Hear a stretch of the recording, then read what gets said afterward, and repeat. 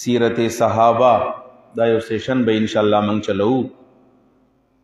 چې د صحابه کرام رضوان الله تعالی علیهم اجمعین داوی زندگی څنګه تیر شوی و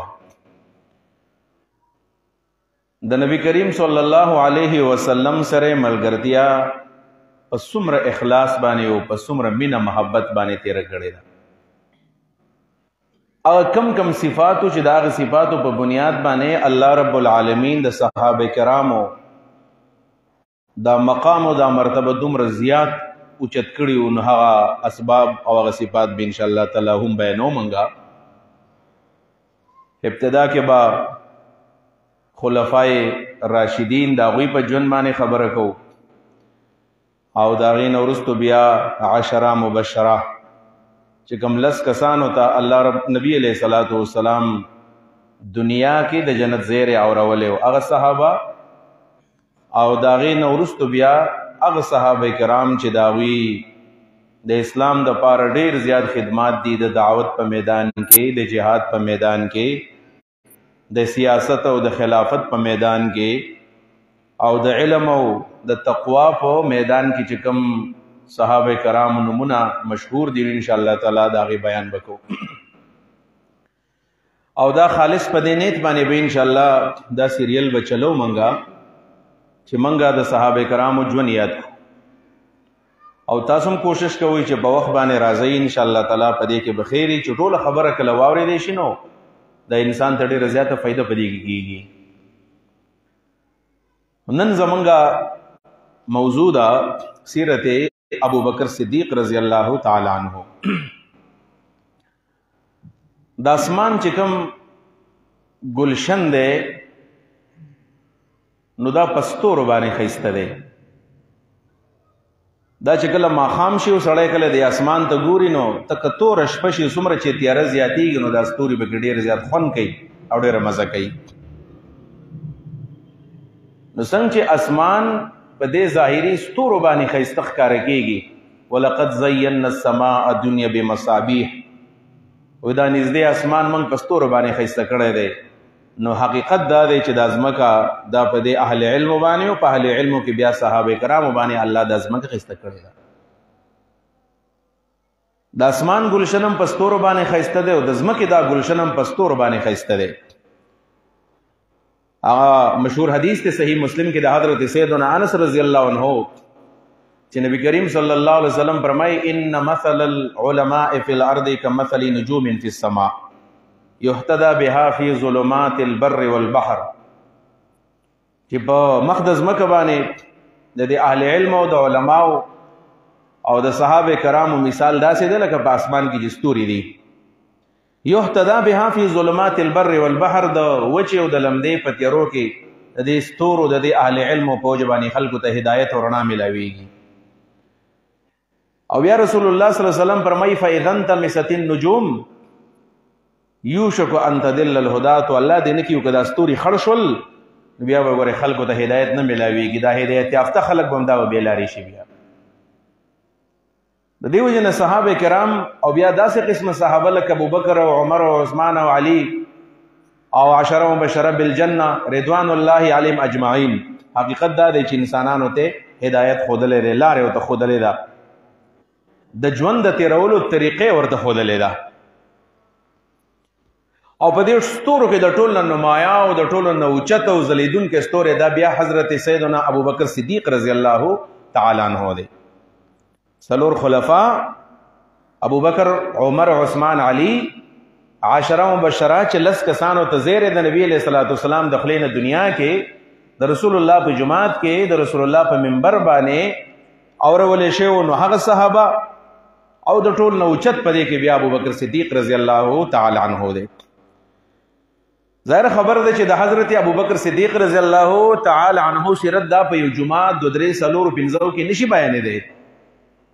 د دې لپاره خو میاشتې په کار دي سړی د ابو بکر صدیق رضی الله عنه ژوند راوالي او په دې باندې په میاشتو بیانات وکړي. وداسې په سلسله وار به ان شاء الله تعالی زون نن به ان شاء الله تعالی د ابو بکر صدیق رضی الله عنه د ژوند هغه پهلوګان من بیانو چې هغه د ولادت نو اخلا تر داغه د اسلام دراوړو پوری یعنی د اسلام نه قبل چې کوم داغه وخت تر شوی دی نو پاغي به ان شاء الله تعالی من خبره کو. حضرت ابوبکر صدیق رضی الله تعالی عنہ داغه د ولادت خبر وکوم خو په ذهن کې د تشویق د پاره او د شوق د پاره د ابوبکر صدیق رضی الله تعالی عنہ یو سو القابات و تمنګ ویلې شو، یو سو ټایټل و تمنګ ویلې شو، یا داغه یو سو نمونه چې څومره لوی لوی نمونه داغه اول غدی باندې خبره کوي ان شاء الله داغه نفس به داغه بیا په ولادت باندې خبرو. یعنی هغه صحابي دی او هغه شخصیت دی چې په اسلام راوړونکو کې د ټول نه اول نوم ده دی. دا د یو امتیاز. دویم د امتیاز دا دی چې په عشره مبشره کې چې نبی علیہ الصلوۃ والسلام کوم لس کسانو ته په دنیا کې د جنت زیره اورولې ده، په هغه کې اول نوم د نبی علیہ السلام د خلینا هم دعوت لري. رسول الله فرمایي ابو بکر فی الجنه وعمر فی الجنه وعثمان فی الجنه وعلی فی الجنه. و د کوم لسو کسانو چې نمونه غسته کېدل نو اولې نمبر نوم پکې د ابوبکر صدیق رضی الله عنه غسته شوی دی. دا دویم امتیاز. دریم امتیاز د دې مبارک صحابي دا ده چې په خلفاو کې د ټول نه اول نمبر خلیفہ دا جناب ابوبکر صدیق رضی الله تعالی عنہ دی. دی بل امتیاز. سلورم نمبر د امتیاز دا چې کله رسول الله صلی الله علیه وسلم اسمان ته لاړو، جنتی ولیدو، جهنمی ولیدو، د اسمانونو سیل وکړو او د اتو پیغمبرانو سره ملاقاتونه په اسمان کې وشول. کله راغې واپس دنیا ته ځمکې ته راغې نو په انسانانو کې د ټول نه اول نمبر تصدیق د رسول الله مبارک د معراج د ابوبکر صدیق کړی دی. نبی علیہ الصلوۃ والسلام چې راغې د معراج په شپه باندې ساره نو صحابه کرامو ته ویل چې بیګا زلاړم بیت المقدس ته او دا غې نه پس اسمانونو ته لاړم، ما جنت ولیدو، جهنم ولیدو. نو زمانہ کې چې کم خلکو نو هغه درې ډلې شول. یو هغه خلک دی چې هغوی کلیر کټ انکار وکړو چې اسمان ته څوک ختلی دی، اسمان ته څوک ختلی شي او بغیر د جهاز نه او بغیر د سورلۍ نه فلسطین ته بیت المقدس ته تلل او بیا اسمان ته ختل، نو دا هسې ګډې وډې دي. د دې واقع نه بالکل انکار وکړو. دویم نمبر هغه خلک دی چې هغوی شک وکړو او دا د منافقانو یو جمګټه او دا د منافقانو ډله وه چې هغوی ځان ته مسلمانان ویلو، بل په اسلام کې هم د دې داسې تسلي نه کېدله. او د هغې خلکو نه نن سبا هم څه باقیات شته دی. ډېر خلک داسې دي لکه زه به د هغه نوم ولم، جناب سر سید احمد خان صاحب واقع معراج باندې د هغه اوږد بحث کړی دی. څو صفحات په خپل کتاب کې په خپل تفسیر کې په هغې باندې تور کړي دي. د معراج د واقع انکار کړی دی، د عقل دا خبره نه مني. خو دریم داسې خلکو چې د رسول الله صلی الله علیه وسلم د معراج واورېدل او دا ورته یقیني پته ده چې بغیر د سورلۍ نه څوک سفر نشي کولی. دا ورته یقیني پته ده چې اسمان ته څوک نشي ختلی. خو دا خبر د چا د خولې نه راوتې ده؟ دا خبر د جناب محمد رسول الله د خولې نه راوتې ده صلی الله علیه وسلم. نو چې کله خبر شول نو بلا ججک ویل چې دا خبر بالکل ټیک ده. نو په هغې کې د ټول اول نمبر د ابوبکر صدیق صاحب دی. چې راغی ویل چا تپوس وکړو چې ته خبرې هغه ستا یار او ستا دوست خو ناشنا خبرې کوي. وایي څه وایي؟ وایي چې بېګا اسمان ته تللی ما، وای زما حبیب ویلی دی، ویل اول ټکی ویلی دی. زما حبیب دروغ نه وایي، بالکل رښتیا ویلی دی. یعنی د الله د رسول د خولې نه لا نه دي اورېدلی چې د هغه تصدیق وکړو. دا مقام د جناب ابوبکر صدیق رضی الله عنه دی. او پنځم نمبر د ده ټایټل او د ده امتیاز دا دی چې په انسانانو کې د انبیاو نه وروستو د ټول نه غوره انسان د ابوبکر صدیق رضی الله عنه دی. د اهل سنت والجماعت په نسبانه زمونږ د عقیدې کتابونو لیکلي دي چې افضل البشر بعد الانبیاء ابوبکر، چې د انبیاو نه وروستو چې کوم په عام انسانانو کې غوره خلک دی افضل په هغې کې ابوبکر صدیق رضی الله عنه. دا زمونږ عقیده ده. د آدم علیه السلام نه واخله تر د جناب محمد رسول الله صلی الله علیه وسلم پورې دا 1,24,000 انبیا چې راغلي دي. د دې نه وروستو د ابوبکر نه غوره انسان په یو امت کې هم نه. دا د ابوبکر امتیاز دی. افضل البشر بعد الانبیاء، انبیاو نه پس اوچت پیغام، اوچت بشر، اوچت انسان. او شپږم نمبر مقام دا دی چې د انبیاو نه وروستو به جنت ته هم ابوبکر صدیق په انسانانو کې اول نمبر ځي. کله چې انبیا نه نوځي نو په عام انسانانو کې به اول جنت ته جناب ابوبکر صدیق رضی الله عنه ځي. شپږم نمبر امتیاز دی. اوم نمبر امتیاز د ابوبکر صدیق دا دی چې چې جنت ته به اتو دروازو باندې ورننوځي. جنت اته دروازې دي، لها ثمانیة ابواب، اته دروازې دي. او دا بنده او دا ابوبکر صدیق رضی الله عنه با په انسانانو کې د انبیانو نورستو اتو دروازو باندې دا به جنت ته ځي اول نمبر. یو حدیث مبارک د بخاری حدیث ته چې رسول الله صلی الله علیه وسلم صحابه کرامو ته فرمایي جنت اته دروازې دي او داسې انسانان به همي چې هغه به د اتو دروازو د تلو مستحق یو داسې افعال او اعمال به کړي وي چې جنت ته د اتو دروازو نه به ورته آواز کېږي چې یا فل ای پلاني یا راځه تعال په دې دروازه باندې جنت نوځه، ادخل الجنه، راځه په دې دروازه باندې جنت ته لاړ شه. دا به داسې انسان چې دا عمل به هم کړی، دا به هم کړی، دا به هم کړی، دا به هم کړی، دا به هم کړی. د اتو واړه نبي علیه صلات وسلام دا ټول اعمال لکه د حج ځان له دروازه ده، د جهاد ځان له دروازه ده، د روژې ځان له دروازه ده، د علم ځان له دروازه ده، د ذکر ځان له دروازه ده، د هجرت ځان له دروازه ده. دا ټولې دروازې چې کله ذکر کړلې نو ابوبکر صدیق رضی الله عنه فرمایي چې رسول الله صلی الله علیه وسلم داسې خوش قسمت انسانان به همي چې جنت ته به پاتو دروازو باندې نوځي او هر دروازه به ورته آواز کوي. رسول الله مبارک ته فرمایي چې ارجو ان تکون منهم، زما امید دی ته هم په هغوی کې تا ته هم د اتو دروازو نه آواز کېږي جنت ته به ننوځي. یعنی دا امتیازات کمنګ د ابوبکر صدیق بالفرض کمنګ دا حسابونو دا نه ختمېږي. بے شمار مناقب او بے شمار امتیازات الله ابوبکر صدیق له ورکړي دي. دا ټول امتیازات په خپل ځای باندې ډېر لوی امتیازات دي. زه چې د ابوبکر صدیق مبارک ما کله دا ځان له درس تیارو چې زه به څه وایم، ما له پکې د ټول له خوندې خبرې راکړو چې انسان جذباتي کي چې دا هغه مبارک انسان دی، دا هغه شخصیت دی چې رسول الله صلی الله علیه وسلم د نبوت نه مخکې د کوم ملګري انتخاب کړی دی، هغه انتخاب د ابوبکر صدیق په صورت کې دی. نبی علیه الصلوۃ والسلام په ټول مکی ژوند کې او په مکی دور کې د نبوت د وړاندې چې د چا انتخاب کړی دی هغه انتخاب هغه د ابوبکر صدیق رضی الله عنه په باره کې دی. دا هغه شخصیت باندې موږ تذکره کوو. او د دې نه علاوه چې قرآن کریم سړی کولاو کې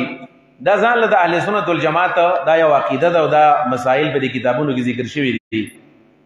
چې صحابه کرام خو ټول د اسمان ستوري دي او ډېر عظیم خلک دی. خو په دې صحابه کرامو کې یو خو الله زید ابن حارثه رضی الله عنه دا امتیاز ورکړو، دا یو الله تعالی یو مقام ورکړو چې دا غنوم الله په قرآن کې راوسته دي. صحابه کرامو کې صرف د یو صحابي نوم راغلی دی او هغه د زید سورۃ الاحزاب کې دا دغه یو مقام دی. فلما قضا زید منها وطرا زوجناکها، کله چې زید د خپل خزنه حاجت پوره کو طلاق ورکړل موږ تعالی په نکاح هغه خزه درکړله او د زید نوم قرآن کریم کې راغلی. فخر به په دې باندې کوو چې ټول قرآن کې وایي زمان نوم راغلی دی، یقینا دا د فخر خبره ده. ولې په قرآن کې دا هغه نوم نه راتلو؟ دلته خو نبي علیه الصلاۃ والسلام خپل زوی ویلی او ولې به د دې مبارک صحابي نوم په قرآن کې نه راتلو چې دا دی غلام، دا غلام دی او په غلامانو کې د ټول نه اول نمبر ایمان دی مبارک صحابي راوړی دی زید ابن حارثه رضی الله عنه. نبی علیه السلام د زوی وایو خپل د زید زوی ته نبی علیه السلام خپل وسی وایو، اسامه بن زید ته نبی علیه السلام خپل وسی وایو. حدیث کې راغلی بخاری حدیث دی چې د دې زید بچي اسامه چې نبی علیہ السلام ته کم ګران دی، نبی علیہ الصلوۃ والسلام بچی ته جهاد لبلاړو، دعوت لبلاړو، په سفر بلاړو او واپس بکل راتلو نو په اوخ باندې بناستو، پاس باندې بناستو نو زدا اسامه بچي خبر شو منډه به کړ نکله د حسن حسین سره او نبی علیہ الصلوۃ والسلام با راواغسلو په خپل اوخ په خپل اسب د ځان مخه ته کېنول. دا اسامه بن زید، دا حسن حسین، دا حسنیان نبی علیہ السلام ته دومره ګران دي چې رسول الله به د ځان سره په اوخ باندې سورلی په دی باندې کوله. یقینا چې دا غنوم په قرآن مجید کې راتلل پکارو، الله تعالی ور دا مقام ورکو او رهتی دنیا تک د دنیا د فنا کېدو پورې یو چې کله مسلمانان د قرآن تلاوت کوي که منځ دی او که دا عام تلاوتونه دي د زید د نوم نه بغیر قرآن مکمل نه دی. در زید مقام دی. خود حضرت ابوبکر صدیق رضی الله تعالی عنہ داغه تذکرہ په داسې صفا الفاظ باندې قرآن کې شوی دی چې داسې قسمه صفا بیان د بل صحابي په باره کې نه دی راغلی.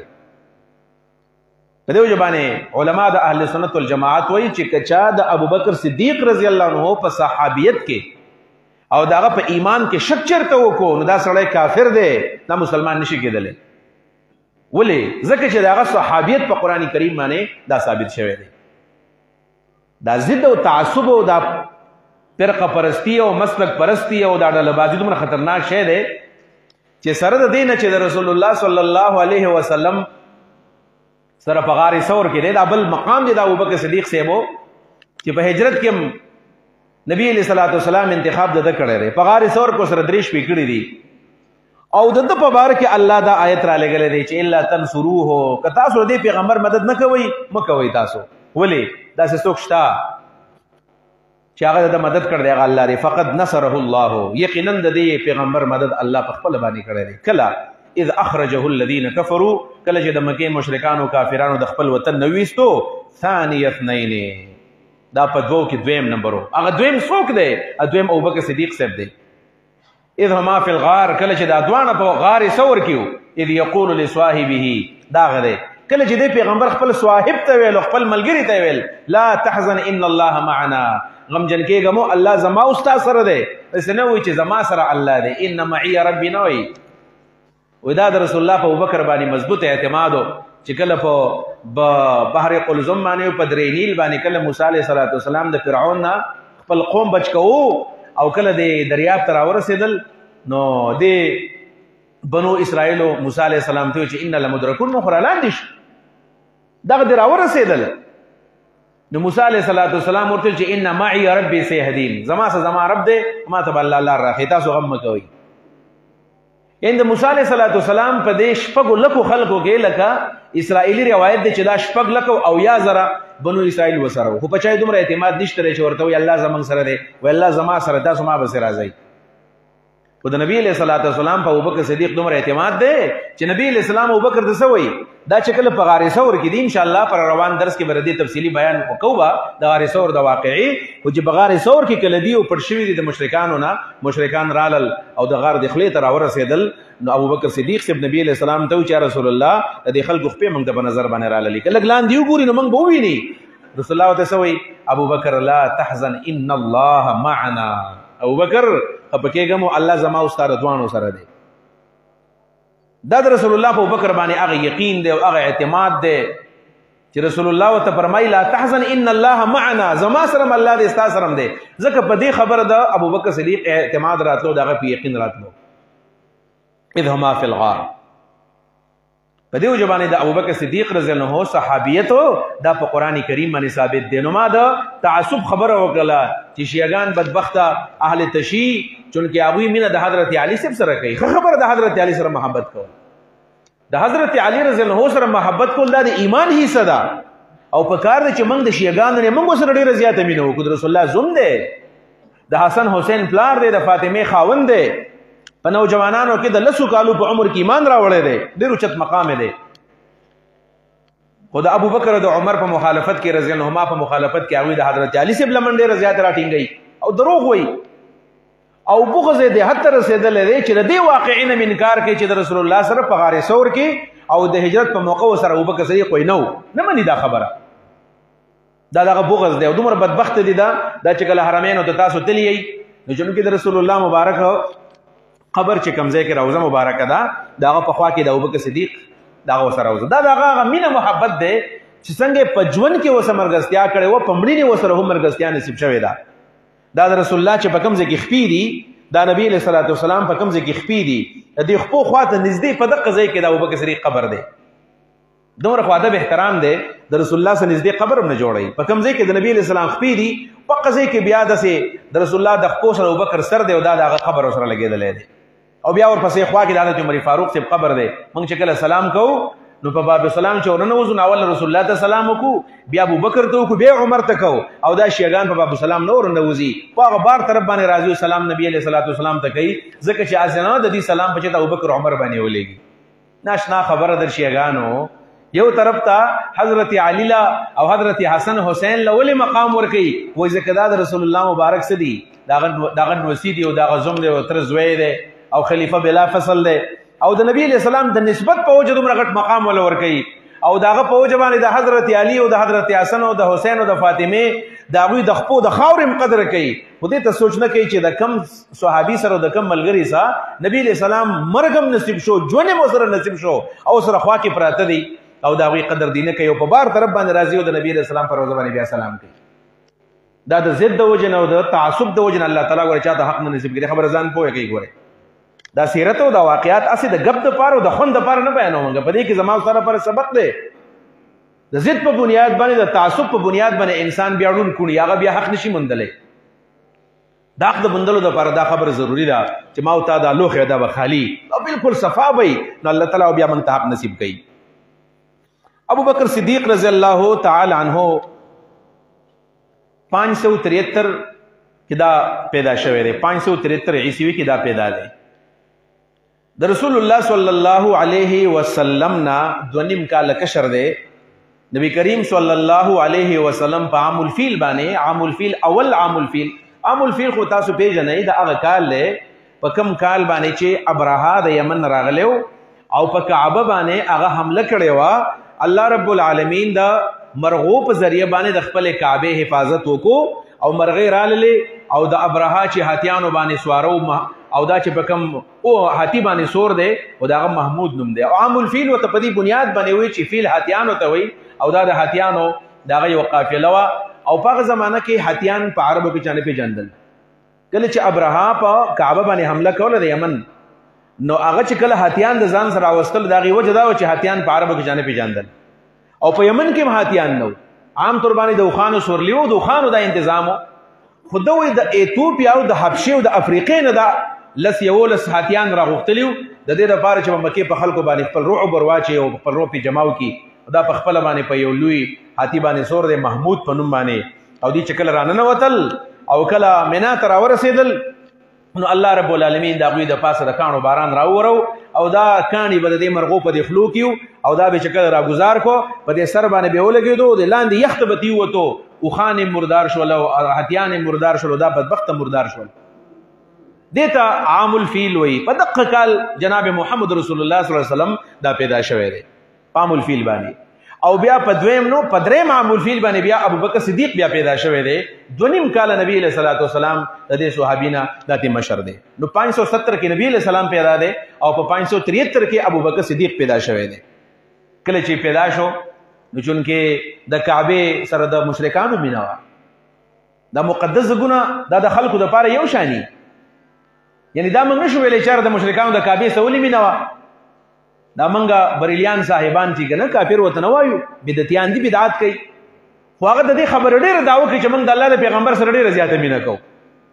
او حقیقت دی چې د مدینې څومره شوقیان دي څومره عاشقان دي د هغوی ټول نعتونه د مدینې نه تاویږي موږ به څه وایو چې دا دروغ وایي او دروغ د هغه په نیت باندې شک نشو کولی موږ ټیک د بدعات پکې دي د بدعاتو خبره به کوو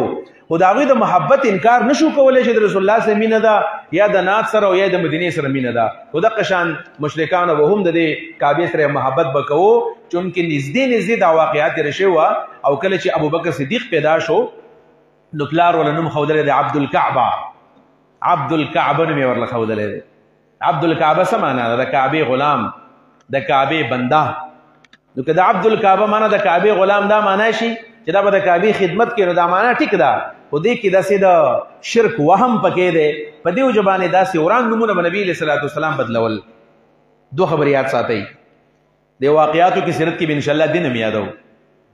هغه نوم چې دا نوم یا داسې نوم دی چې په دې کې شرک دی شرک بوی ترې راخېږي لکه عبدالنبي نوم ځان له ښودل عبدالرسول نوم ځان له ښودل او غلام رسول ټیک دی بیا رسول الله غلام خو عبد النبی او عبد الرسول په دې کې یو قسم د بندګۍ تصور پروت دی په دې وجه باندې دا نومونه ښودل ناجایز دي داسې نومونه چې په هغې کې د شرک بوی دی یا د شرک وهم پکې دی د ګناه وهم پکې دی دا نوم به سړی بدلوي نبي علیه السلام بدل کړي دي که نه دا د نوم عبدالکعبه دی نبي علیه السلام ورته ستا نوم عبدالله شو د ابو هریره نوم دی عبدالشمس د نور بنده نبي علیه السلام نوم کې خود ابو هریره نوم یې بدل بلکې عبدالرحمن مې ورله ښودلی ابو هریره د هغه بیا لقب د هغه اسم کنیه د عبدالرحمن نوم یې دی په دې وجه باندې نبي علیه صلات وسلام به داسې نومونه بدلول کله کله داسې نوم مې چې هغه کې د ګناه تصور پروت وي لکه د حضرت عمر فاروق نوم د هغه نوم دی عاصیه نوم یې دی عاصیه معنا نافرمانه نو دا نوم نبی علیه صلات وسلام بدل کو جمیله نوم یې ورله کېښودو جمیله ښایسته جنۍ ده دا عاصیه نه ده نو ځان له به سړی عاصیه نوم به نه ږدي عاصي ګناهګار دې مردان نوم به سړی ځان له نه ږدي ټیک ده موږ ګناهګار یو او ځان ته به ګناهګار نه وایو په دې به فخر کله معلومات کې ته به تا ته د نوم ډېر نه ښکاره کېږي نبي علیه صلات وسلام دا نوم هم بدل کړی دی لکه په هغې کې یو نوم دی بره د برې معنا څه ده نیکه احسان کوونکی برا. دا برنم نبی علیہ الصلوۃ والسلام دا غینم بدل کو دا د حضرت میمونې نوم دی د رسول الله خینم دا او د رسول الله د تر خزم د چاچی هم دا نبی علیہ الصلوۃ والسلام رنم بدل کو او د برې په ځای ولنم کې خود میمونه دا زمونږ مور ده. لہذا دا سينوم مقدو چې بیخي د تقوا تم نساسي چې دا سی بیخي د تقوا نومي چې سړی هغه شانینه او ځان ته دا نوم وي. او دویم دا د ګناه نوم هم سړی ځان نه نګدي دا نوم خنوم نو رسول الله بدل کو د عبد الکعبه نوم په عبد الله باندې بدل کو. البته په عبد الله باندې مشهور نه دی بلکې وسم د عبد الله په نوم څوک ابو بکر نه پیژني. نوم دی ابو بکر. ابو بکر څه ته وایي؟ ابو بکر دا اسم کنیه ده. د پلار په نوم باندې سړی مشهور شي د زوی په نوم باندې لکه ابو بکر یا ابن مسعود ابن عباس ابو حفص دا نمونه چې کم دی د دې ته اسم کنیه وایي. د اسم کنیه مطلب دا دی چې دا ابو بکر نو نوم نه ظاهر کې معلومیږي چې شاید بکر د زوی نوم دی. حالن کې دا ابو بکر صدیق رضی الله تعالی عنہ نوم ته چې من کله وکتل دغه شخصیت ته دغه خاندان ته او د بکر په نوم دغه زوی نشته. د بکر په نوم د ابو بکر زوی نشته چې نشته دی لکه څنګه چې امام ابو حنیفه ته ابو حنیفه وایي خو حنیفه په نوم دغه لور نشته. دا د ابو بکر صدیق رضی الله عنه نوم چې دی بکر څه ته وایي؟ بکرا. عربیان چې څوک سعودي عرب ته لیپي بکرا سار ته وایي بکرا باکر وختي تلون کې. بکر او بکرا او باکر د دې معنا دا پهل کول. پهل بکر معنا پهل کول، باکر معنا چې هر کال ته مخکې کیږي. نو دا د ابو بکر صدیق رضی الله تعالی عنہ صفت دی او دغه شخصیت دی. د نیکي په کار کې د ټولو اول دا ولاړ نیکي په کار کې به د پهل کو هر وخت نبی صلی الله علیه وسلم ته نږدې. نو اسم کنیه کله کله دغه د ذمہواری په بنیاد باندې او دغه د صفت په بنیاد باندې هغه د پیشې په بنیاد باندې هم سړی ځان لا اسم کنیه خودی شي. لکه ابو هريره. نو هريره خو پیشوګي ته وایي کنه پیشونګي وته مونږ. نو ابو هريره مطلب دا نه چې دا چیرته د لور نوم هريره. ابو هريره دا معنا ده چې د ځان سره پیشو ساتو. یو معنا دا ده. نو ابو هريره ورته وایو او یادا چې نبی صلی الله علیه وسلم یو باغ کې وو او په ځان پس دروازه بند کړې و او ابو هريره نبی علیہ السلام یاد شوی چې نبی علیہ السلام یې نه نو لاړو او چا ورته وی چې په دې باغ کې نبی علیہ الصلوۃ والسلام دی وای په دور تو حور الحایت دیوال لګیر چا پیر تاو شم نو په دې کې دروازه بند و کولاو نو ما چې وکتل نو په دې دوران کې داس یو لخته او هغه لخته چې نو دا دنتلو وای ما د سکارو کو فرزان لقب اسم کنیه بیا خودیش. نو د خپل نوم دی عبد الله او د ابوبکر په نوم په دې باندې مشهور دی چې ډېر زیات د رسول الله صلی الله علیه وسلم سره مینه او محبت او د هر نیکی په کار کې بدامخ کیو او سړی به سو وای نورو او هغه صحابي دی چې دې واقعې ته سړی کله ګوري کنه چې رسول الله مبارک د خپل ژوند اخري جنگ چې کله ګوري تبوک جنگ دی او ډېر مضبوط دشمن دی سپر پاور دی په هغه زمانہ کې او رسول الله صلی الله علیه وسلم جهاد اعلان کړی دی. د جهاد اعلان د پاره خو ډېر لوی طاقت پکارو د سپر پاور سره جنگ کول ګران کار نو. نو نبی علیہ السلام د چندې اعلان وکړو. د چندې اعلان چې کله وکړو نو صحابه کرامو ته ویل چې سم پکور کې راوړی. عبدالرحمن ابن عوف رضی الله عنه مبارک صحابي 8000 دینار وسره دي 8000 دینار د سرو زرو او کور دلاړو 4000 کور پرې خودلو او 4000 نبی علیہ الصلوۃ والسلام راوړل نیم مال راوړو. عمر فاروق سے په خپل باندې خپل واقع بیانې ولې تبوک په غزا کې وې زما سره مالو مالدارو ما او اسیم ما زده ابو بکر نه مخکې کېږم دا سه موقع الله مال راکې د ابو بکر نه مخکې شمه. نو ما ویل چې زمنن دومره سن نبی علیہ السلام لور کوم چې د ابو بکر نه په دې انفاق کې او په دې خرچه کې پر چنده کې مخکې شمه. نو ویل ذکر دلاړم او په کور کې مې څومره مال او متاع او امر واغسل او د الله په تبر مې نیم کړل نیم په کور کې بچو ته پرې خودل او نیم نبی رسول الله صلی الله علیه وسلم راوړل دا خان دي او دا یو لوی قافله ده. نبی علیہ السلام نظر وکړو جمعات کې ناس تر پاسو دا څوک روان دي چې کله وکتل دا د رسول الله خر دی عمر فاروق رضی الله عنه. عمر فاروق سب ډیر زیات خوشاله دي او د نبی علیہ السلام سره ناس ته چې زمانہ بزیاته صدقه چانه ورکړي زمانہ بزیاته په نفقه چانه ورکړي و چې په دې دوران کې نبی علیہ السلام وکتل دا څوک د قافله ده او خان دي او نوکران دي او جمعات ته یو قافله روانه ده. نبی علیہ الصلوۃ والسلام چې ودرد الله څوک دی چې وې سارو ول ابو بکر صدیق صاحب دی چراغ دوانو ته پوښتنه کړل دي عمر ته عمر په کور کې سپره خولل ورسول الله وي بدسي موکل چې مال مینم کو نیم مثال راوړو د الله په لار کې نیم خپل بچو ته پرې خو دو. نبی علیہ السلام د دعا وکړه. ابو بکر صدیق چراغ چې وې کتل نبی علیہ السلام پوه شو چې کور کې سندې پرېخي وې سدې کور کې پرې خودل وای صرف ستا او ستا د رب د الله محبت مینه په کور کې پرې خدا هیڅ شی مې په کور کې نه دی پرې خودلې د ګندل ستن مې په کور کې نه دی پرې خودلې هر څه مې راوړل رسول الله ویل چې الله دې په مال کې برکت واچو عمر فاروق سے ما په دا وخت تسلیم کړلا ما تسلیم کړل دا خبره چې دا ابوبکر څوک نشي مخ کې کېده دا ابوبکر دی دا په نیکۍ کې د ټول نه مخ کې دی دا باکر ابوبکر صدیق صاحب دی دا لقب ده دی او دا بلا سکه چې کله په غار ثور کې درېش په د نبی له سلام سره ابوبکر صدیق سے په غار ثور کې درېش په کړی او ډېر سختي تیری کړی دی د تفصیل به ان شاء الله بل واقع بیانو ویل عمر فاروق سے ته چاوي ویل چې ستاد ابوبکر صدیق د نیکو بار کې څه خیال لې ویل چې سکار دی ک ابوبکر صدیق په دې تیاریږي کنه چې د غار ثور د درېش په ثواب دی په دې کې د مال د یويش په ثواب راکې زبول ټول حجونه جهادونه زکاتونه عبادتونه ټول بوله ورکما مال د یويش په ثواب راکې چې هغه الله کوم مقام په غار ثور کې ورکړی دی او دا خو د مشکات کې حدیث د مناقبو کې دی حضرت عائشہ فرمایي د نبی صلی الله علیه وسلم سره پسین کې ناس ودو ما سره پرتو ما وې زما نظر په اسمان چې ولګېدو وې ما د رسول الله ته پوښتنه کې چې رسول الله صلی الله علیه وسلم د اسمان د ستوري خډه رمزنه کوي ما ته چې ولې نه کوي ویل ما ورته چې دا خو انګنتی بشمار دي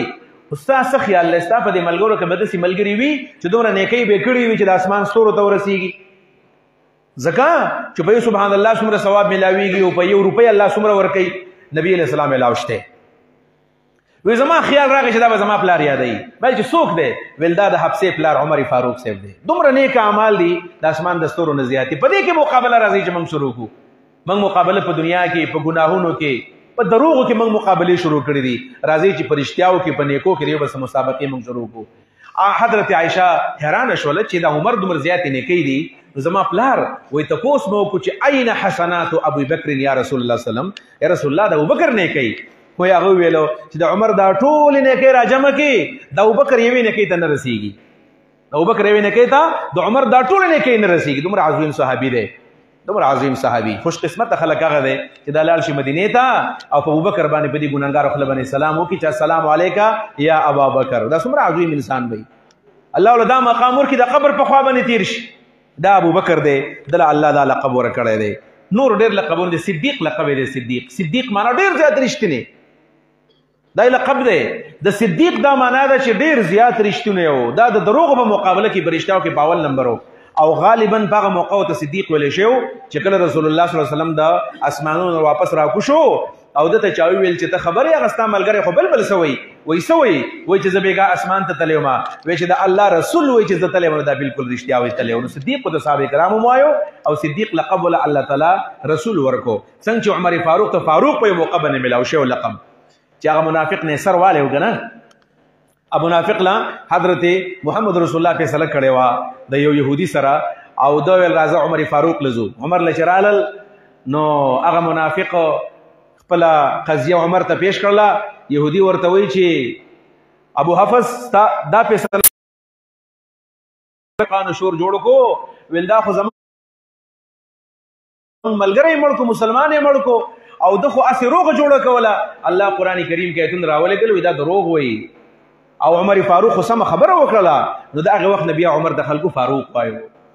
د بل لقب دی عتیق او عتیق څه آزاد مطلب نبی علیہ السلام دنیا کې ویل دا به د اور نه آزادي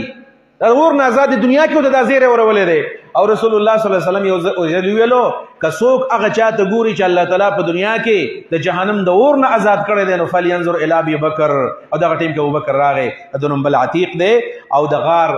دوست یار غار دی چې د نبی علیہ السلام سے په غار ثور کې دریش پکړي دي د خاندان په لحاظ باندې بس خبر ختمو ما خاندان په لحاظ باندې دا بنو تمیم نو د قریشو چې کوم خاندان نه مره یو انسان دی یو سړی دی رسول الله په خاندان کې د مره دو بچی دی کلاب او دارنګ تیم د کلاب په خاندان کې نبی علیہ السلام دی د تیم په خاندان کې ابوبکر دی په ووم پوش باندې دا دوانه ملاویږي دا ابوبکر د بنو تمیم خاندان نه دی تیمی دی او رسول الله صلی الله علیه وسلم دا بنو هاشم دی نو دا د رسول الله صلی الله علیه وسلم د خاندان انسان دی د پلار نوم عثمان ابن عامر دی عثمان ابن عامر خو په ابو قحافه باندې مشهور دی ابو قحافه باندې ډیر لوی عمر دی تقریبا 90 سال په عمر کې د ایمان قبول کړی دی پلار ډیر په اخر عمر کې ایمان قبول کړ په مکه په کال باندې کله چې مکه فتح شوله نو د ایمان الله تعالی ول دولت ورکو په 90 سال کې و کاله پس بیا وفات شوی دی. نو 3 کال عمر دی د ابو قحافه او خاندان د تجارت پیشوا د ابوبکر صدیق د پلار. مور چې و مور د غیم د سلمہ بنت سخر. نو سلمہ بنت سخر چې و د ډېر پټې مسلمانه شوی و. د غي وجه دا و چې تقریبا د نبی له سلام د هجرت د وړاندې یو څو کال 3 کال مخکې دا مسلمانه شوی و او د ابو قحافه د مرګ نه یو څو کال پس بیا دا وفات شوی دا. نو د ابوبکر صدیق داسې خوش قسمت انسان دی، صحابو کې پلار مسلمان دی، مور مسلمانه ده او بچی هم ټول مسلمانان دي. په دیو جبانه په صحابه کرامو کې ډېر فضایل دي. یو فضیلت دا ده چې دا لومبه خاندان د نبی اسلام په زمانہ کې چې دا ټول پټول مسلمانان، پلار مسلمان، مور مسلمانه، لوریان مسلمانان، زامن مسلمانان او دا په خپل باندې مسلمان. دوه ورونه وو خو دوه ورونه داسې و چې دا په بچپن کې مړ دي، لہذا د پلار اکلوتا بیٹا وو، اکلوتا بچیو، زاد د شکم دوه ورونه هغه په بچپن کې وفات شو. البته خويندې داسې ام فروا او